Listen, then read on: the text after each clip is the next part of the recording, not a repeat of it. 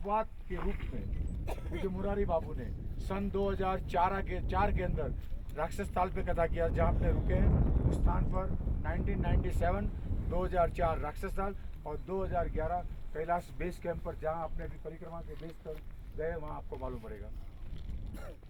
हजारों साल पहले की बात है कि दोनों को पानी एक मिश्रित होता था। राक्षस ताल का पानी यदि मानसरोवर झील के अंदर आ जाता है तो मानसरोवर की कोई इफेक्ट नहीं होती है। यदि मानसरोवर का पानी राक्षस ताल में आ जाता है वो शांत हो जाता है। तो ये दोनों की डिफरेंस है। बराबर इसके सामने, दोनों बीच के सामने आप पीछे जरा मोड़ लीजिए, गुरला मांधाता पर्वत है। कौन सा पर्वत? गुरला मांधाता, गुरला पर्वत का नाम है, मांधाता ऋषि का नाम है, इसीलिए गुरला मांधाता पर्वत कहा जाता है। तो इनकी ऊंचाई है 25,326 फुट है। कैलाश पर्वत से 3,000 फुट ऊंचा। मेरी गाड़ी में थे वो भाई बोल रहे जयेश भाई कि यहाँ 20 साल पहले कोई आता था तो ये गवर्नमेंट का ये रास्ता है 1996 से प्राइवेट रास्ता शुरू हुआ। इसके पहले बद्रीनाथ के पीछे के रास्ते से लोग आते थे।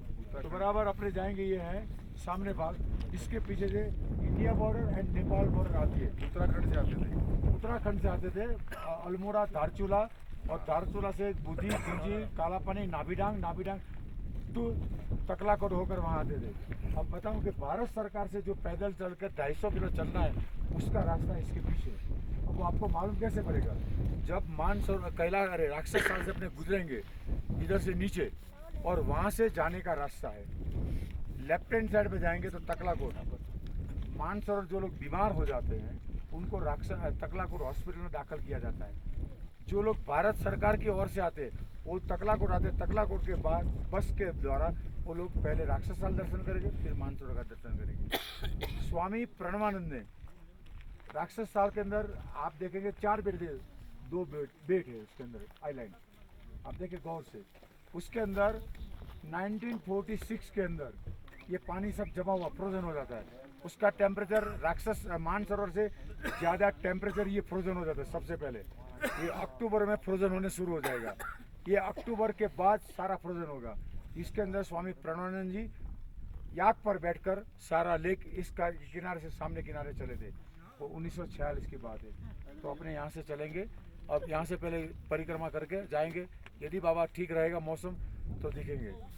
आज जैसे मैं गौतम भाई को बताया था कि बाबा कसौटी करते, सुबह हमको भी लगा था, कई भाई बहन हमको बताया था कि विनू भाई कथा यहाँ ही आप रख दे और सब जाए।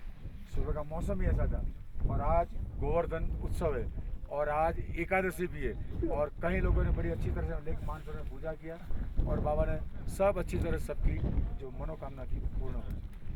ओम नमः शिवाय। ओम नमः शिवाय। आप देख लो। हर हर महादेव।